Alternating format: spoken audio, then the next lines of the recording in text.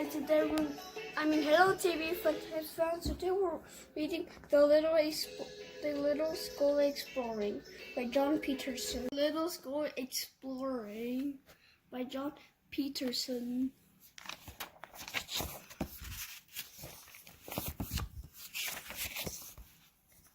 Tom and Lucy Little stood on the roof of the big house. They watched Cousin Dinky's glider climb high into the sky and disappear beyond the trees. A minute before, they had seen Cousin Dinky zoom down and drop a letter into the big chimney. This was the way the little family always got their mail. They had put a net across the chimney to keep the letters from falling into the fireplace below. Oops. It's okay. Sometimes both are like that. The children ran to pick up the letter, but the net was empty. Hey, said Tom, there was a letter, wasn't there? Lucy pointed. Look, Tom, she said, there's a hole in the net. The letter must have fallen through. Wait, said Tom, look down there inside the chimney. Lucy Little lay flat on her stomach on top of the chimney. She peered into the darkness below. I see something white, she said. Is that the letter? Where is it? It must be stuck on one of the bricks, said Tom. I'm going to climb down there and get it. Tom, said Lucy, are you crazy? You might fall into the fireplace and get hurt, or the Bigs might see you. What will happen to us then? To be seen by the Bigs would be the worst thing that could happen to Lucy and Tom and their whole family. That's because the Littles were tiny people. They weren't midgets. They were tiny. The biggest Little was just 6 inches tall. The Littles lived secretly inside the walls of the house owned by George W. Big and his family. There were 8 Littles in all. Tom was 10 years old, Lucy was 8, their parents, Mr. and Mrs. William T. Little, their baby sister, their grandmother, and their 2 uncles. There was plenty of room for everybody in their comfortable 10-room apartment inside the walls of the big house.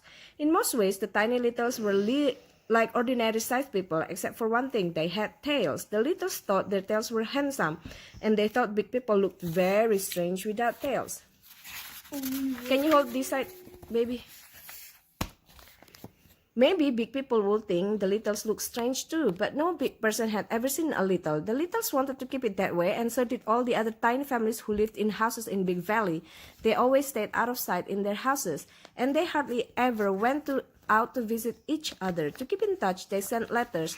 Cousin Dinky Little, a pilot, delivered everyone's mail. He loved to travel up and down the Big Valley in his glider. He and his wife Della flew everywhere together, delivering the mail and having adventures.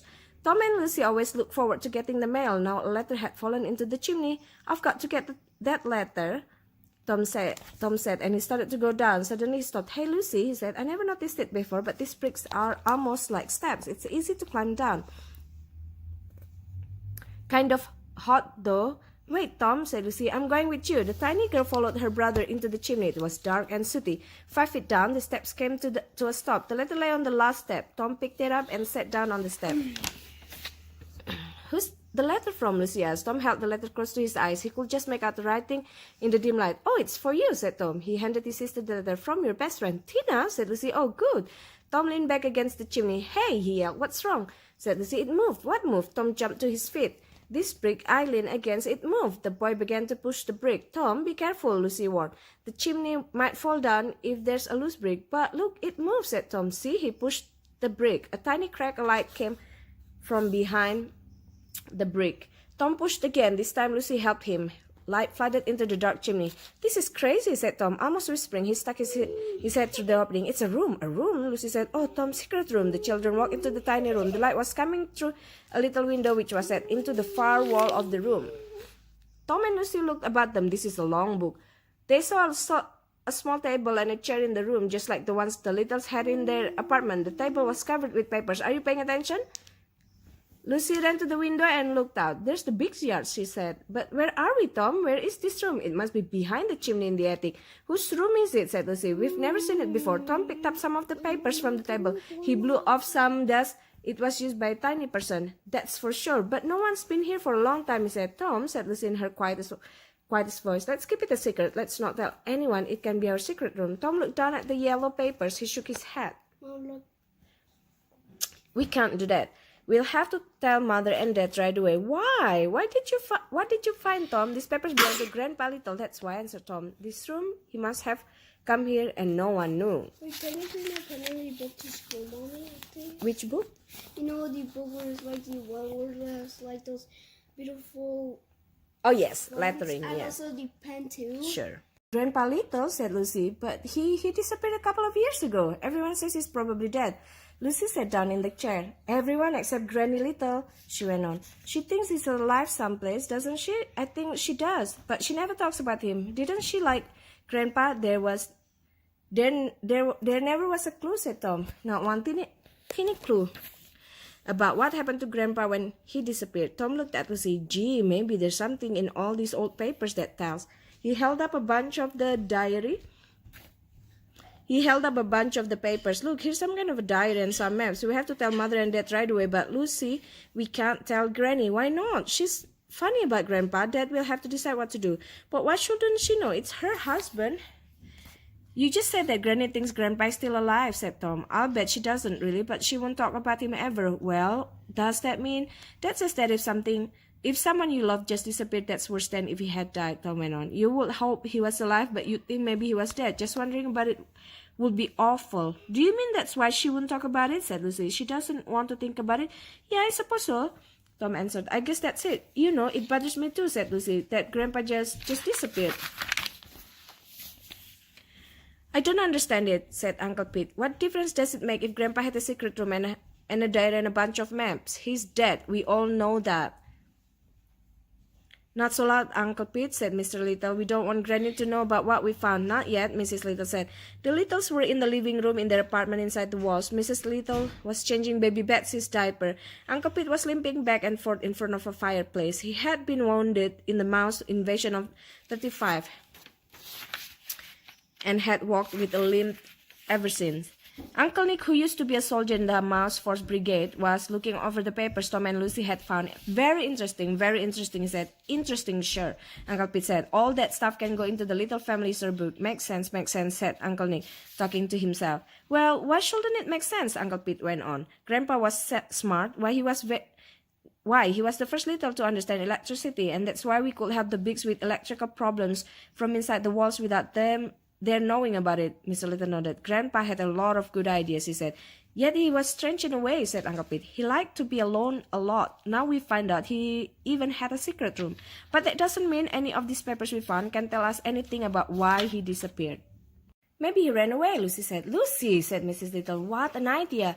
Look at these papers, Will, said Uncle Nick. I think I found some clues that might help us find out what happened to the old man. Clues my foot, said Uncle Pete. He stomped over to his favorite chair and sat down hard. We looked everywhere after Grandpa disappeared. He's gone. That's all there it is to it. Probably eaten by a dog or something. We'll never know. Ugh, said Lucy. Mrs. Little put her arm around Lucy. Please, Uncle Pete, don't say such things, he said. Mr. Little read the papers. Let's see, he said. In this part of the diary, he tells about a trip he made when he was a boy. He went down the brook by raft to the dark woods. He tells how much he enjoyed going exploring. Then he says, I would like to find out more about this part of the big valley, what lies beyond the dark woods. No tiny person has ever gone ever. There. Nonsense, shouted Uncle Pete from across the room. Cousin Dinky knows what's over there. No, he doesn't, Uncle Pete, said Tom. Cousin Dinky's never flown over them. He told me so, Mr. Little went on. There's a map of the place as Grandpa remembered it. He's put a big question mark on the part of the map beyond the dark wood. Now look at this, said Uncle Nick. He took a paper from Mr. Little and held it up for everyone to see. Uncle Pete limped across the room and grabbed the paper from Uncle Nick's hand. He stared at it. What is this anyhow? He said. Why, you can't even read the writing. It looks like gobbledygook to me. It's mirror writing, Uncle Nick said. He held the drawing up to the mirror of the fireplace. It says, plan for submarine raft to make the exploring trip. Wow, Tom said, a submarine raft. It's terrific. Look, it's made from a glass bottle, Uncle Pete spoke. It doesn't prove a thing, he said. No one would make a trip like that by himself. You hold this. Mr. Little nodded. It could be just an idea he had, he said. Read the last paper, Will, said Uncle Nick. It's from Grandpa's diary again. Mr. Little said, he says, I may have to make the trip alone. I'm the one who wants to explore the place. It wouldn't be fair to ask someone else to go. It will be dangerous. Some of the family might think I'm too old, but they are wrong. I'll never be too old to go exploring. Okay, said Uncle Pete. Don't read anymore. He leaned against the mantelpiece. Why didn't he tell us? We could have helped him now, Uncle Pete. You know we would have tried to talk him out of it, said Mr. Little. If only he had told us. Uncle Pete said. He took out his handkerchief and wiped a tear from his eyes. I could have gone with him. Move. 3. Late that afternoon, Cousin Dinky and his wife Della landed their glider on the Big's roof. They had finished delivering the mail. Cousin Dinky liked to visit the Littles at dinner time. The food was always delicious. Meals at the Littles came from Mrs. Big's kitchen. She made such good meals that Mrs. Little never bothered learning how to cook. The Littles simply took what they wanted from the Bigs. The Bigs didn't know that an electric socket at their kitchen counter was a secret door. The Littles just slipped through the door and grabbed whatever leftovers they wanted. It didn't take much food to feed the Littles and their guests. The Bigs never missed it. After supper, Granny Little went off to bed. Mrs. Little fed and burped baby Betsy. She put her to the bed in the matchbox cradle. Once again, the talk turned to Grandpa Little. What could have happened to him when he went out into the dark woods alone? Dinky and I could fly over by the dark woods, said Della, to see what we could see. It's been 2 years since Grandpa went away, said Mrs. Little. You may not find any clues. That submarine raft might be maybe at the bottom of the brook, Uncle Pete said. You'd never see that from up in the glider. Uncle Nick stood up. There's only one way to find out what really happened to Grandpa. I will explore the brook, he said. I'll need 2 volunteers to go along. I did read. I will go, said Tom. Tom said, Mrs. Little, you do no such thing. What's the use? Asked Uncle Pete. He's dead, that's for sure. He might be alive, Uncle Pete said. Lucy, she took her uncle's hand. We should look anyway, said Tom. I think Granny Little needs to know what happened to her husband, said Della. If there's the smallest chance we can find out, we should try, Mrs. Little nodded. Granny doesn't say anything, but Della. Granny doesn't say anything about it, Della went on, but you can tell it upsets her not to know. Suddenly, Mrs. Little stood up. That's settled, she said. Della is right. Everyone looked surprised. They had never heard Mrs. Little talk this way. I have to speak for Granny, she went on. She's not here to speak for herself. Now this is what we should do. Mrs. Little took a deep breath. Somehow we're all going to go and look for whatever it is we're looking for, every one of us, until we find out what happened to that dear old man. We're going to do it for Granny because she worked so hard for every one of us, especially me. Mrs. Little sat down. There, she said. Mr. Little smiled. Mrs. Little has spoken, he said. Lucy kissed her mother. You were great, Mother, she said. Then it's decided, Uncle Ned said. Instead of a small 3-man expedition, as I suggested, we'll put together the biggest and best Tiny People's edition ever. Uncle Pete sat up. Well, if you're all set on going, I'll go too, he said. Someone will have to look after the weapons. There will be danger. We will need to be strongly armed. Uncle Nick held up some maps. I will map the way, he said. We'll search every nook and cranny of the brook.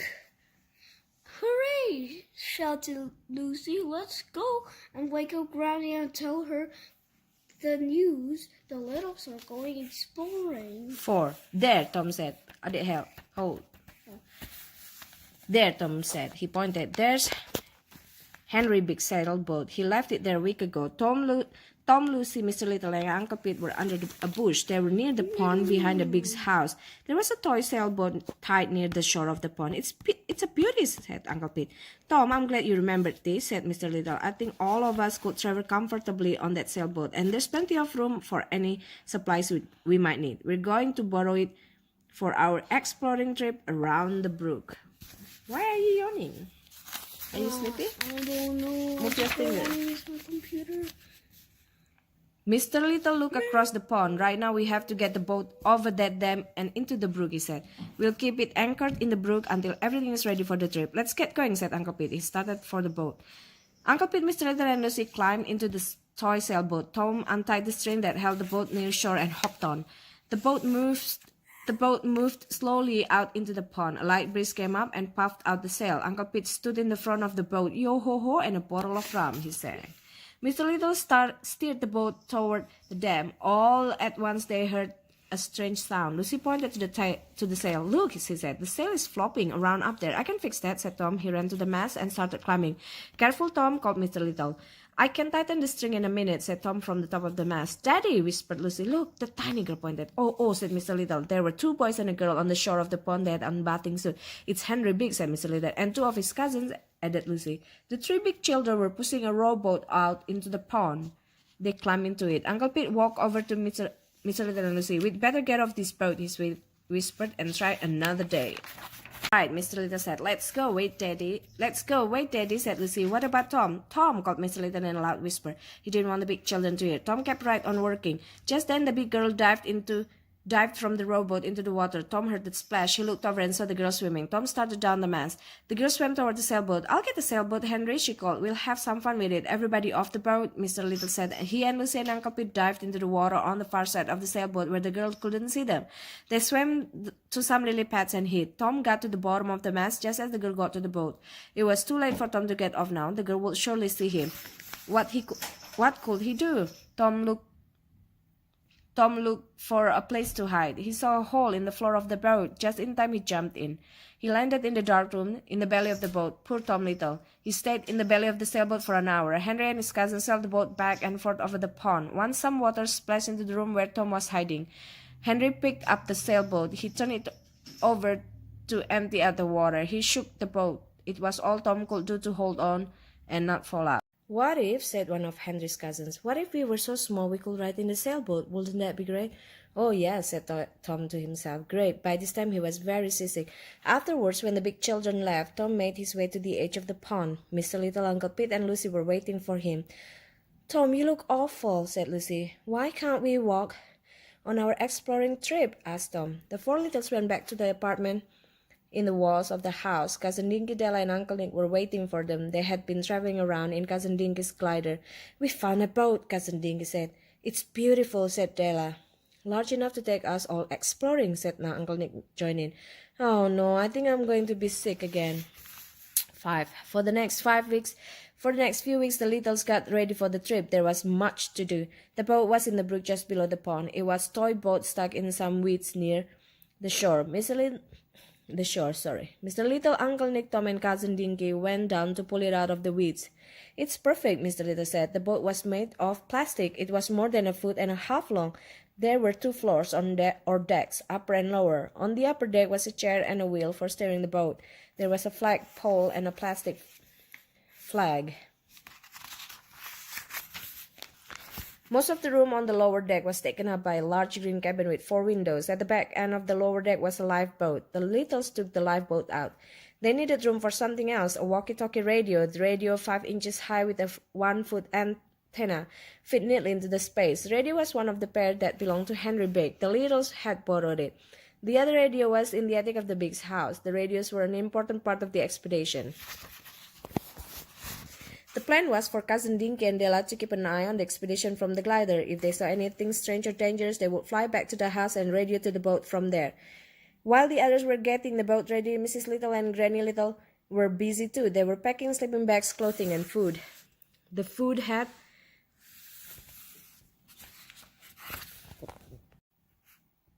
had to be sneaked out from the Big's kitchen. Dry foods were best: cornflakes, raisins, powdered milk, dates, sugar, and dried beef.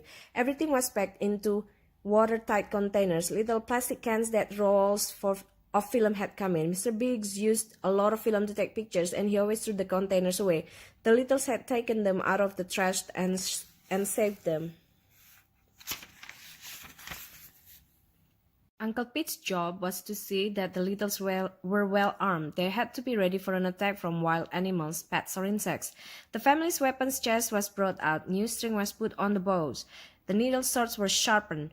Some push pins were found to use as daggers. The littles had some fireworks left over from Henry Big's 4th of July celebration. Uncle Pete showed them to the family. There were 4 small firecrackers and 6 smoke bombs. 3 of them were smoke bombs.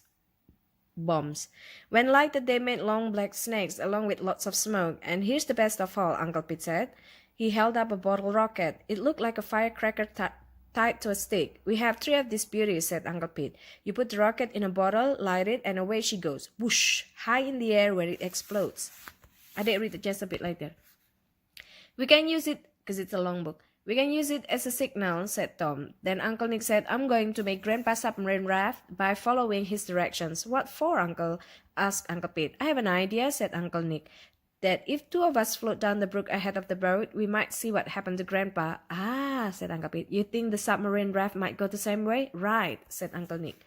He set to work searching the attic for Henry Big's old set of wooden blocks. He needed 2 curved blocks for the raft, and after that, he got a glass bottle with a metal screw on top and some rubber bands. The Littles rolled the bottle over to the edge of the brook. Then Uncle Nick put the submarine raft together. First, he placed the 2 curved blocks against the neck of the bottle and put rubber bands around them. This made the floating part of the strange boat. Then Uncle Nick made a ladder from 2 short pencils and put it inside the bottle. They would need this ladder to climb in and out. To keep the bottle from tipping over in the water, Uncle Nick put 2 small stones inside. Finally, he put the lid on the bottle. The lid would be used as a trapdoor and would keep water from splashing into the submarine. When it was all finished, the submarine raft was put into the brook near the plastic boat. The bottle part went under the water. The wooden part floated on top like a raft. "I'm riding in that submarine raft," said Tom. "Tom," said Mrs. Little, "remember how you got seasick on the sailboat? Let the boy try it," said Uncle Nick. "After all, he was trapped in that sailboat and treated roughly. That's why he got seasick. He won't have any trouble at all on the raft." "Do you really think so?" Tom asked. "I'm sure of it," Uncle Nick said. It was early morning. The Littles were all set to begin exploring, trying to find out what happened to Grandpa Little. The sun had just come up. Come on, it's a long Off book. the fog that formed during burning. The night near The the... night near the brook. Be careful. Can you read it? Granny Little stood on deck at the front of the boat. She wanted to be sure and see everything. "I'm glad I named the boat Discoverer," she said. "A good name," said Uncle Pete. He stood with Lucy near the anchor string. He was wearing a sailor's cap and a life jacket made from a cork that had been hollowed out. All the Littles wore these life jackets. It was one of Grandpa Little's ideas. "Come, read. You haven't been reading." "No, read nicely because it's a long book." Mrs. Little was in the cabin, fussing over baby Bessie. Eugene? "She didn't get enough sleep," said Mrs. Little. "She will be cranky all day." Mr. Little sat in the captain's chair at the wheel. He looked. He looked at the Hold this book. sky. "I think he gets here soon. He said we should be on our way."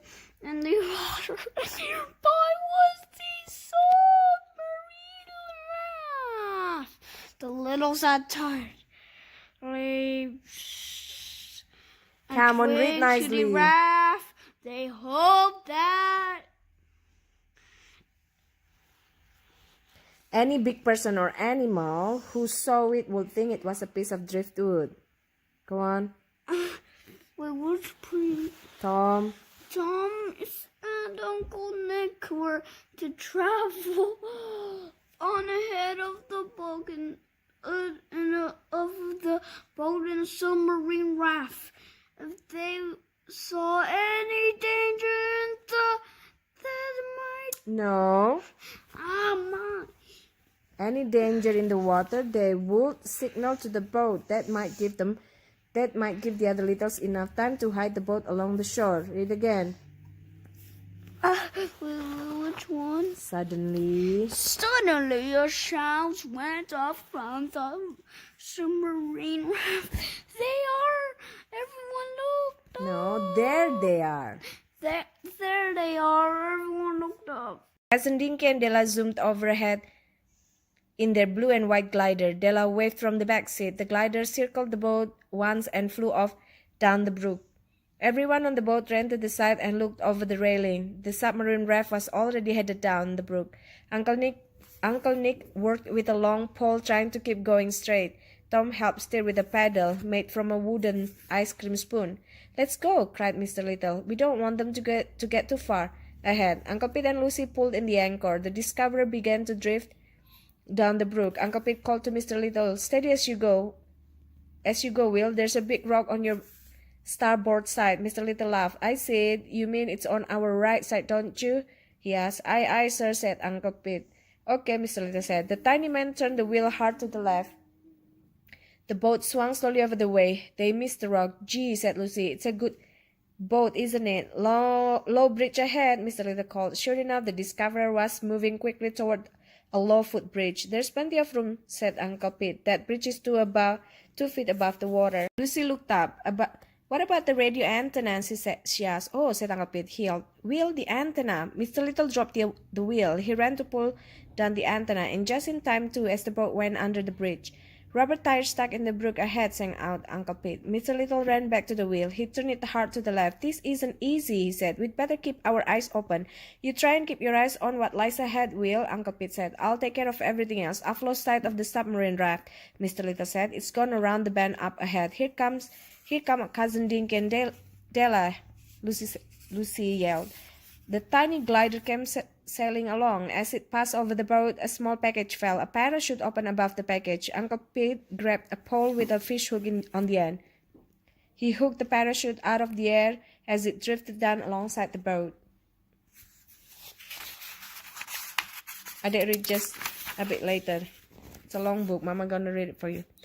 "Perfect," said Mr. Little. "Our first message." Uncle Pete opened the package. Lucy and Granny Little came over to hear the message. "Stop immediately," read Uncle Pete. "Children playing near brook ahead." By this time, the boat was almost to the bend in the brook. Mr. Little steered it into the shallow water along the side of the brook. The tall grasses there made a good hiding place. Uncle Pete pushed the anchor over the side. They could hear children's voices nearby.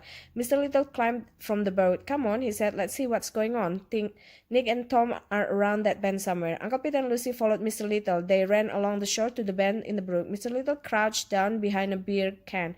He held his finger to his lip. "Shh."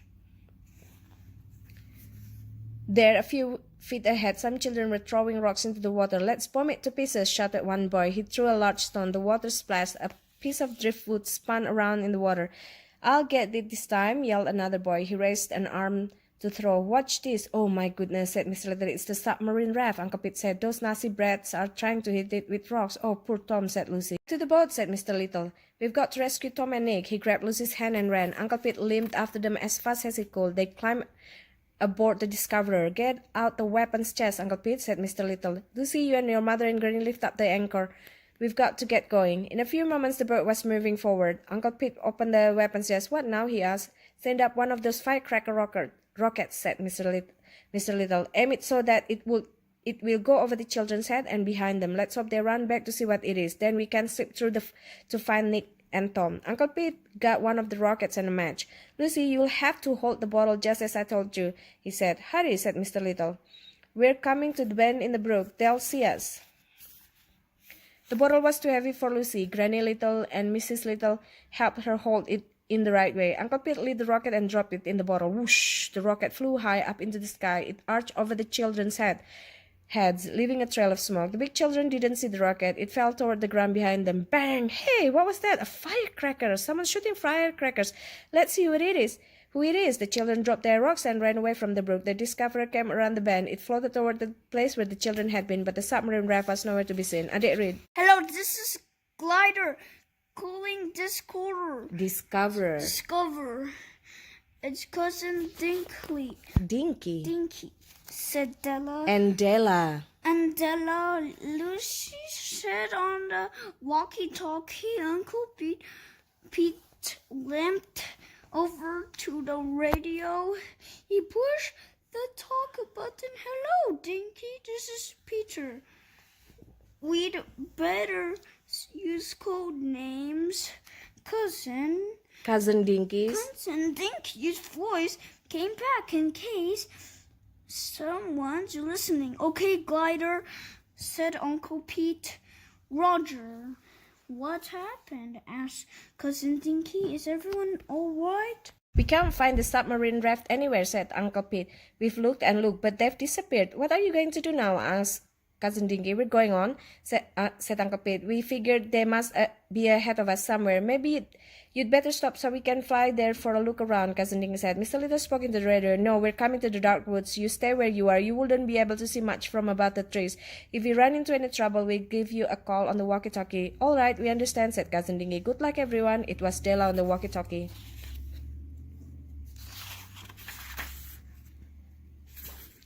Roger, Della, sorry, Glider, said Uncle Pete. A shadow fell over the boat. This is it, said Mr. Little. The dark woods. Oh dear, said Mrs. Little. I wish we could find Tom, said Lucy suddenly. What's that? It was Granny Little. She stood at the front of the boat, pointing to the water. It's Tom, yelled Lucy. He's swimming, said Uncle Pete. Mr. Little turned the Discoverer toward the tiny swimming figure. There's something after him, screamed Lucy. What is it? Looks like a turtle. Probably a snapping turtle, said Uncle Pete. Oh, what are we going to do? Said Mrs. Little. The boat raced toward the boy and the turtle. Uncle Pete grabbed up a bow from the weapon's chest. He fitted an arrow to the bowstring. He drew back an arrow, aiming at the turtle. Zing went the arrow. It sailed over the turtle's head and landed in the water. Hurry, Daddy, hurry, pleaded Lucy. Save him. Someone do something, said Mrs. Little. Granny Little ran to the weapon's chest and grabbed for the first thing she could find. She pulled out a spear. The old lady threw the spear over the railing at the turtle. It flopped into the water. However, the turtle saw the splash and stopped for a second. In that moment, Mr. Little drove the Discoverer between the boy and the turtle. At the same time, Uncle Pete hit the turtle on its shell with a long pole. The turtle dived underwater and swam off. Lucy leaned over the railing. Tom, Tom, she cried. Get out of the water, hurry! And then, Mother, Daddy, it's not Tom. The Littles watched as the tiny boy, whoever he was, swam off for the shore. Well, I'll be, said Uncle Pete.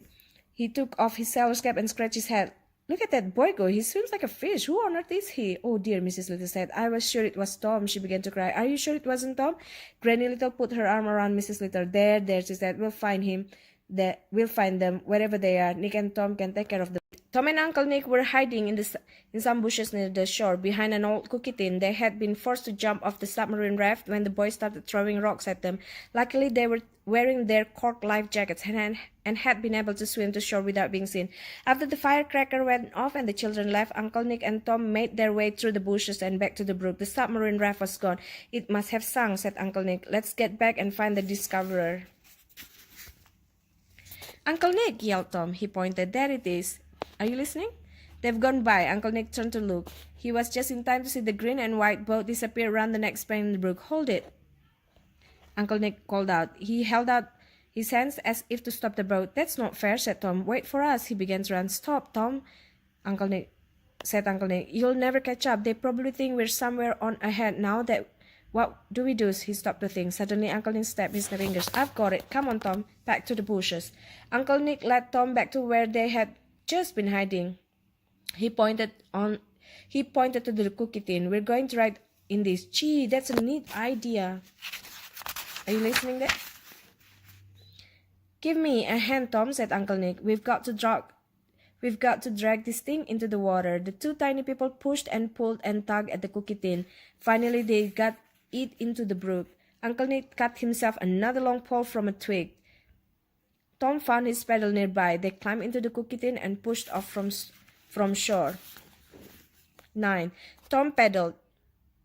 Uncle Nick pushed with the long pole. They kept the cookie tin boat going. It wasn't easy. The cookie tin bumped into rocks and spun around as it bobbled along. Uncle Nick kept an eye out for Cousin Dinky's glider. If Dinky comes along, he said, he can fly ahead and stop the others.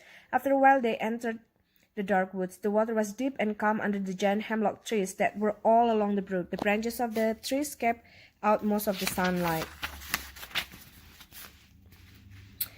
In some places, the sun broke through and turned the deep green of the water a warm yellow green. Everywhere there were lichen-covered rocks, stony ledges, and smooth, water-worn pebbles. Green moss and ferns grew along the sides of the brook. On one side was flat and one was hilly. The mosses and ferns covered the ground, the rock ledges and the stumps of old trees like a soft blanket. Uncle Nick whistled. This is a most beautiful place, he said. Uncle Nick, whispered Tom. I have a funny feeling. Uncle Nick had stopped calling when they got to the deep water. What do you mean, Tom? He asked. I feel that someone is watching us, whispered Tom suddenly. There, on shore. Did you see those shadows move? Two quick splashes behind them. Tom and Uncle Nick turned to look. There were waves on the quiet water on the brook. Animals, maybe, Uncle Nick said. I wish we had some weapons, said Tom. The cookie tin boat floated on. Now they were deeper into the dark woods. Suddenly Tom grabbed his uncle's arm. There it is, he said. It was the Discoverer. The green and white boat was anchored here near the hilly side of the brook. I don't see anybody, said Tom. Tom and Uncle Nick paddled carefully over to the boat. The tiny bear jumped from the tin raft onto the boat. Can you hold this? Yeah. After a quick look around, Uncle Nick said, "Everything is okay. They must have gone to explore the place." Tom bent over the weapons chest. "Plenty of weapons here," he said. "Why would they leave the boat without weapons?" "Tom, I don't know," answered Uncle Nick. "I pray that everything is all right." Uncle Nick picked up a bow. He put it under his shoulder. He put it over. He put it over his shoulder. Then he picked up a container of arrows and tied it to his belt. "We'll find their trail," he said. "They can't be far." Tom took a spear. "Let's go," he said. In a few moments, the two were on the land. Tom found footprints in some wet sand. The tiny footprints led to the roots of a tree on the bank of the brook. "They went in there, and among those roots," Tom said. Uncle Nick looked closely at the footprints. "I see more footprints here," he said. "Could there be others like us in this wild place? Are they friends or enemies?" Tom looked scared. "I told you someone was watching us," he said. "Let's go," said Uncle Nick. "Our family may be in trouble." He started off. Tom was at his heels. The two tiny people found a trail among the roots. It led up from the shore to the top of the bank. Here the ground was covered with ferns and mosses. The trail went on up on the side of the hill. Tom and Uncle Nick moved forward quickly. Up ahead, under a high rock ledge, they saw a crowd of tiny people dressed in green. Among the strangers were the missing littles. Uncle Nick got down on one knee. Tom crouched beside him. Slowly, Uncle Nick took the bow from his shoulder. He lifted an arrow to the bowstring. At the moment, some of the tiny people saw them. They pointed and yelled. Suddenly, Mr. Little broke away from the crowd. He ran toward Tom and Uncle Nick. "Tom, Nick," he shouted. "Am I glad to see you?" Uncle Nick stood up. "We're among friends," called Mr. Little. "Put your weapons away." Uncle Nick put his bow down. He and Tom started forward. "Thank goodness," said Uncle Nick. "Friends?" "Yes, Mr. Little," said Mr. Little. He was smiling. "Come and meet the brook Tinies, a most remarkable people. And what's more, we have great news. Grandpa Little has been here before us." 10. Tom and Uncle Nick were back with their family. Everyone talked at once. "What happened? Where were you?" "Yes, but where were you?" And the rocket went out. Whoosh! We heard the big bang. Then Granny threw a spear. Granny threw a spear? A cookie thing? Grandpa was here. He went on down the brook. He never returned.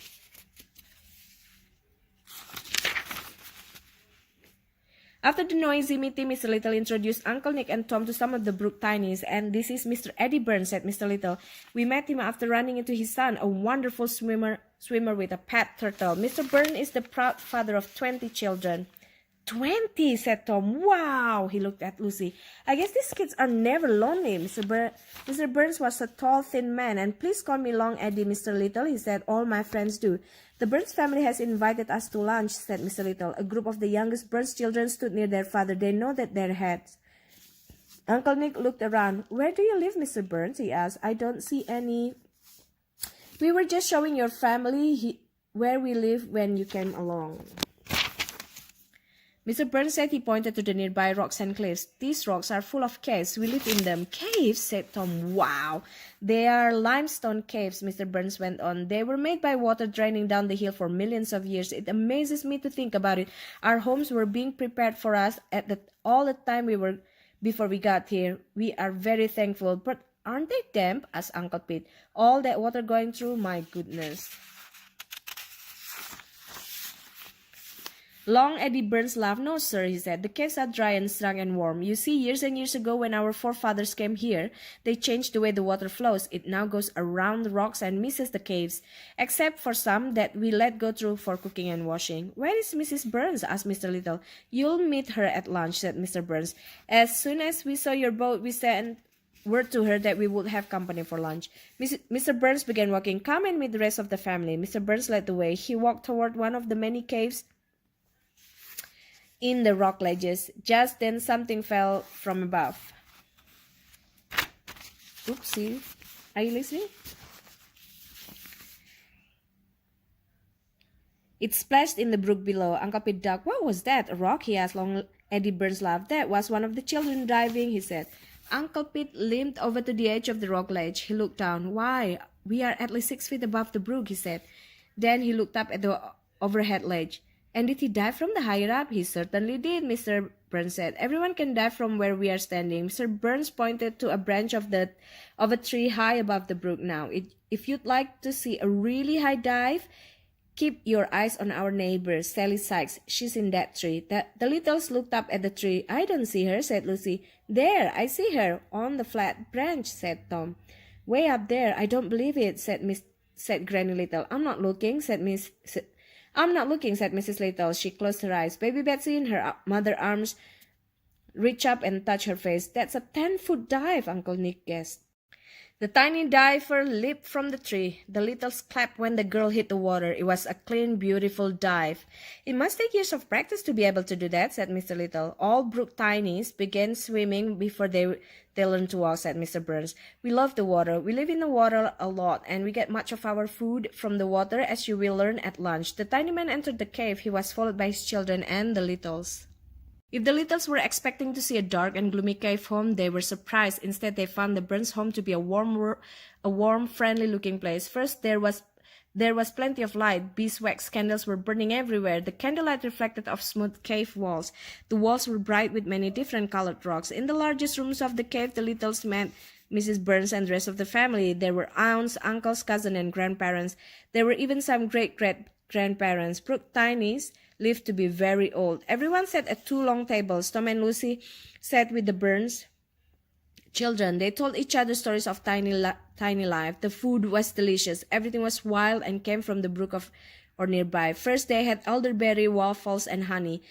There was wild rice, a watercress salad, and the tender sweet roots of the yellow goat's beard plant. They were served dishes of crayfish, mussels, and fish, tiny Troutlings. Everything came in dishes and pots made of the clay found on the banks of the brook.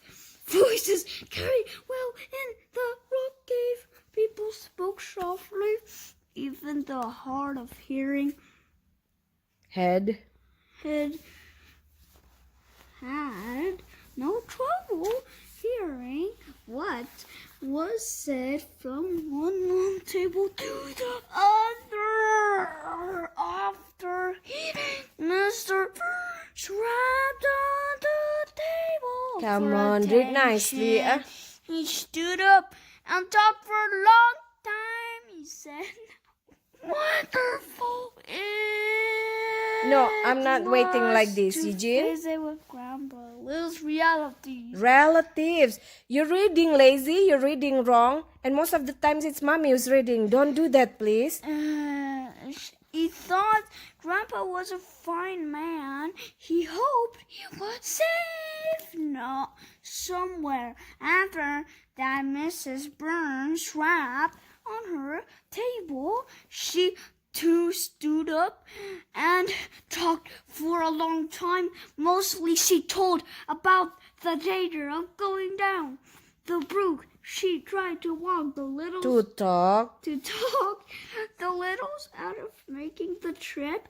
Mr. Little thought that it was the thing to make speeches at brook tiny meals, so Read. he rapped on the table and stood up. "Good. Let's hear from Will Little," said Long Eddie Burns. If you're lazy, you're gonna finish the whole book. Mr. Little, I suppose you will like. No, read nicely. You would like to know what it's like to live with bad people. He talked a long time about the Briggs. The bigs. The Bigs. Then he says, "Now much." No, please read nicely, Eugene. Then he said how much he liked the Brooke tiny way of life. She said He said, he said living in the beautiful dark woods and swimming all the time I meant must be very good for all of you. You look great. Finally, Mr. Little said they would go ahead with their plan to explore the brook. After lunch, we will start out again. He said, "We've come this far safely. We have a good boat, and we're going to finish what we've started. It's our duty to find out what happened to Grandpa Little, and we're going to do it." Everyone stood up and applauded. Applauded. Next, Uncle Pete and Maine. he talked about his favorite subject, the mouse invasion of 35. He went on and on Going. over Over. every word. Read. I'm not gonna read the whole book. You're gonna read until here. Keep going. Of the story, finally, when some of the older broke, Chinese fell asleep at the Jalapagap. No, people will know you are crazy. Master Little, stop him! It's Mr. Little. Mr. Little stopped him and stopped the finish. Uncle Pete said, "We really have to believe to finish up." Uncle Pete made a toast. Everyone raise a mug of apple Cider. cider. Ye to the Here's friendship of all the Chinese in the big valley said, "House Chinese, tree Chinese, wood Chinese." Hey, don't do that. Chinese, and especially the Brook Chinese. Everyone clapped and cheered. The echoes of the apple. the cave walls. They almost defend everyone Except Granny Little, who was hard of hearing anyway. She liked it. I think my hearing must be getting better. He said everything is so clear. The Littles were back on the disc cover. They had been exploring for 10 minutes when it began to rain. Began to rain. At first, the Littles hardly noticed the rain. They were still in the shade of dark woods. An umbrella of trees kept the rain from them, but behind them there weren't as many trees. The water rose quickly. It flowed into the brook from all sides. The rising water reached the discoverer. Why is this different just like that? Because It's because it's a continuation. What Because there's no more space here. no, even that's just like use of people's names in books. Because there's no more space, so the typewriter jumped to below. What? No, like it's just Can you like please the hold this? font. The font. Oh, yeah, when it's a name, that's how they type it. But why? Mr. It's just to let Little people was know. Surprised by the force of it. He fought to steer the boat toward shore. It wouldn't go. Finally, he yelled, "Everyone, to the gambit! Hold on to something. The boat's out of control." The littles huddled together in the cabin of the boat. They held on, they held on to each other and to anything that was fastened down. The boat bobbed like a cork in the swirling water. By now the overhead trees were water-soaked. The rain was coming down so hard the littles could hardly see. From somewhere up ahead, the littles heard a loud howling horn. Then suddenly everything went black as the moonless night. The boat raced forward, still out of control. Are you sleepy? A new and terrifying noise was all around them. Clickety-clack, clickety-clack. Then in a flash it was light again. Through the pouring rain, Tom could see a large black rushing shape. Suddenly he knew what it was. "For heaven's sake!" cried Mrs. Little. "What's happening?" Look, Adik, read. boys. It's a train, yelled Tom. "I saw it too," Tom said. "Father, No, please read nicely. we're just passed under a tree through some kind of underground pipe." "Oh," cried Mrs. Little, "I thought it was the end of us." She hugged baby Betsy. Betsy. The water was calmer now. Mr. Little climbed to the top deck. He got into the captain's chair behind the wheel. He hoped he would be able to steer the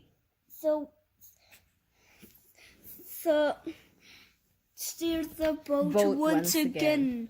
That was when Mr. Little noticed he wasn't in the brook any longer. The discoverer was right in the middle of a wide, rough river. Why I don't know. "There's land in front of us," yelled Lucy. "It's an island," said Tom. "We're heading straight for it." "Uncle Pete," yelled Mr. Little, "get Cousin Dinky on the radio." "Uncle Pete is seasick," Tom said. "I'll do it." The tiny boy pushed the talk button on the walkie-talkie. "Cousin Dinky, we're going to crash. Cousin Dinky, are you there?" "Tell him where we are, Tom," said Mr. Little. "He should know where we are if we have to be rescued." And the cat pushed the book. How many pages left? Still many. Adik read. Still many. Yeah. I can't get him that.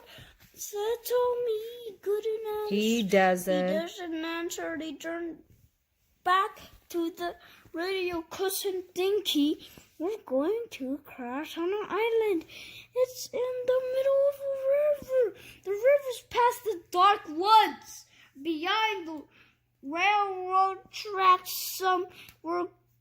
Please listen. We're gonna crash." Just then, great waves struck the boat and lifted right out of the water. The next thing the littles knew, their flat-bottomed boat was on the beach of the island. "Is everyone all right?" asked Mr. Little. "You're right," from person to person. Everyone was still on board, except for bumps and bruises and some seasickness. The littles were safe and sound. "Thank God," said Mr. Little. He turned to Tom. "Now, Tom," he said, "get back on that radio. We have to reach Cousin Dinky." Uncle Nick was looking over the boat. "This old tub will never float again," he said. "She's cracked and there's water leaking it." "Dad," yelled Tom, "it's gone. The radio is gone." "Oh no, it must have fallen over the board on that last wave," Mr. Little said. "We're in a big trouble." Mrs. Little began to cry. "Maybe we'd be better off if we had all sunk in the river," said Uncle Pete. "Fiddlesticks and nonsense," said Granny Little. "Don't be a big crybaby. We're alive and no one is badly hurt. I say where there's life, there is always hope." At the time the train started to fall on the Discoverer, Cousin Dinky and Della were in the attic of the big house. They were waiting near the walkie-talkie in case the littles should call in. When he heard the rain, Cousin Dinky pushed open the trapdoor shingle onto the roof. He and Della went out of the roof for a look around. They stood near the chimney trying to keep dry. "Look at that sky," Della said. "One minute the sun is shining, then suddenly it's raining cats and dogs." "I think it's one of those quick, hard rains," said Cousin Dinky. It won't last long. We'd better get back. They ran for the secret door and climbed into the attic. Suddenly the lights came on. There were voices. It was Henry Big and a friend coming up the attic stairs. We might as well play with the electric train, Henry said. Darn the rain anyway.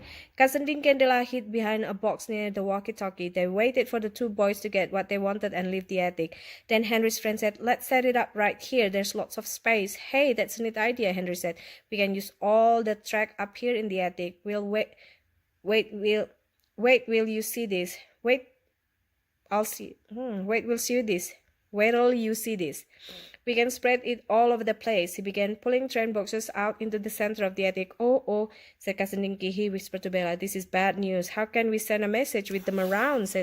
asked Della. Two big boys began laying the electric train on the attic floor. We'd better move the walkie-talkie, said Cousin Dinky. He got hold of the radio, but it was too late. Henry was almost on top of them. Cousin Dinky and Della ran and hid. Henry put the electric transformer near the walkie-talkie. He's right in our way, said Cousin Dinky. Someone's sitting on the radio. If the discoverer calls, said Della, Henry Big will hear.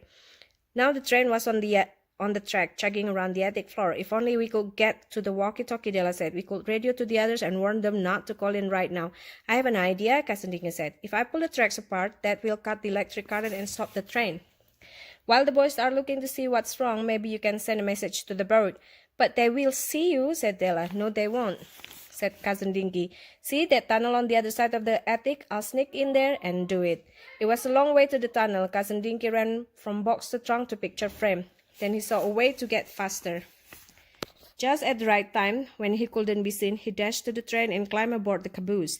The train entered the tunnel and Cousin Dinky jumped off. He pulled at the tracks to get them apart. He couldn't do it. He tried again. It took more strength than he had. Then he tried prying the tracks apart with a pencil. They still wouldn't budge. The train was coming around again. Cousin Dinky had jammed the pencil down between the tracks and couldn't pull it out. He ran from the tunnel at the last moment. The train entered the tunnel, hit the pencil, and flipped over. Boxcars, oil tankers, flat cars, and coal cars piled up on top of each other. Henry Big ran across the attic floor. I hope nothing's broken, he said. Wasn't that the coolest? Said the other boy. Let's do it again. Are you crazy? Shouted Henry. I don't want my train broken, you dummy. Both boys yelled at once. Della was hiding a few feet from the walkie-talkie. She started forward. Suddenly, while the boys were yelling, she heard Tom on the radio. What was he saying? Della ran. She got to the radio just in time to hear the last part of Tom's message. It's past the dark woods and beyond the railroad tracks somewhere. Please listen, we're going to crash. Della pushed the talk button. Hello, Tom, she whispered. Repeat the message. Where are you? What's happened? No answer. Later, after Henry and his friend went away, Cousin Dinky and Della tried again. There was no answer. Della, now think hard, said Cousin Dinky. You've got to remember exactly what you heard Tom say. It may be our only chance to find them. The rain had stopped. The littles were together on the deck on the discoverer. They weren't trying to decide what to do. Suddenly, they heard a yell. Hey there, you want a boat? Who are you? It sounded like the voice of a tiny person. The littles looked toward the voice where there were three tiny people standing in the grass about 5 feet off were the little family. Mr. Little called were house tinies on a exploring trip. Go on. One of the tiny strangers walked toward the boat. The little saw what he was an old man. The little saw that he was an old man with a long white beard. He was dressed in animal skins. Well, the old man shouted in a strong voice. Well, little, it is really you? I can't believe it. You come to rescue us. Grandpa, shouted Tom. He jumped up and down. It is, said Mr. Little. He rubbed his eyes, wondering if he was seeing things that weren't there. Well, bless my soul, said Uncle Pete. It's the old man. We found the old man. Is it him?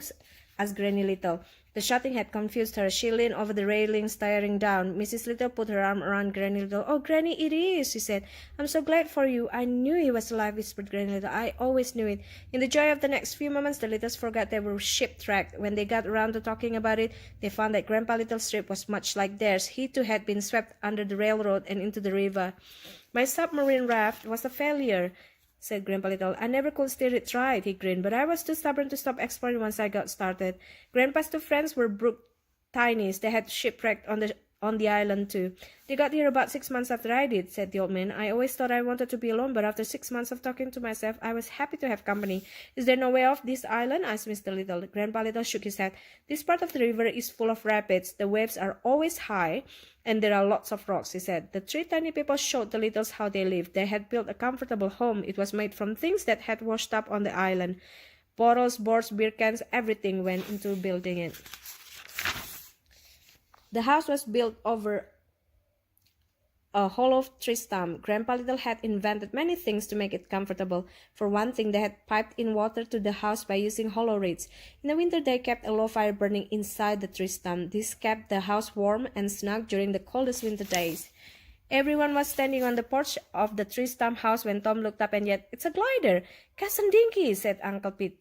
"Thank heavens he's found us," said Mrs. Little. "No, not yet, he hasn't," said Mr. Little. "The glider passed directly over the island, heading down the river." "Quick," said Mr. Little. "Let's get the smoke bombs out." The Littles raced to the beach. Tom was first to the boat. He ripped the lid off one of the film containers. The smoke bombs were still dry. Mr. Little got a match from another watertight container. One by one, he lighted the 6 smoke bombs. Clouds of dark smoke drifted up into the sky. Black snakes grew out of the tree of the bombs. The blue and white glider suddenly wheeled around the sky. It turned back toward the island. Everyone cheered. "We're going home," said Mr. Little. "Good old Dinky, he's found us," said Uncle Pete. "I knew he would." Granny Little and Grandpa Little stood arm in arm. They smiled at each other. "And we found that what we were looking for," said Granny Little. "It's the end of a perfect adventure." "Oh, golly, it's over," said Lucy. She smiled at her father. "Can't we do it again sometimes, can't we?"